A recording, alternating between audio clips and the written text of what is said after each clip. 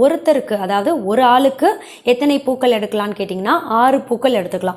6 பூக்கள் எடுங்க. நல்லா க்ளீனாக கழுவி சுத்தம் செய்துட்டு காம்பு பகுதியெல்லாம் நீக்கிட்டு இந்த பூக்களோட இதழ்களை மட்டும் என்ன செய்யணும் எடுத்துக்கிட்டு 2 கிளாஸ் அளவு தண்ணியில் போட்டு நல்லா கொதிக்க வைக்கணும்.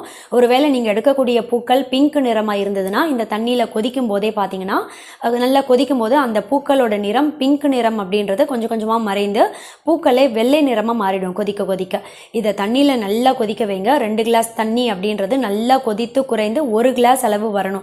அது வரைக்கும் நல்லா கொதிக்கணும். கொதிக்கும் போதே 1/4 டீஸ்பூன் அளவு சீரகம் இதில் சேர்த்து நல்லா கொதிக்க வைங்க. இப்போ 1 கிளாஸ் அளவு நல்லா கொதித்து குறைந்து வந்ததும் இந்த தண்ணி என்ன பண்ணணும், வடிகட்டி வெது வெதுப்பான சூட்டில் வெள்ளை சர்க்கரை எதுவுமே சேர்க்கக்கூடாது.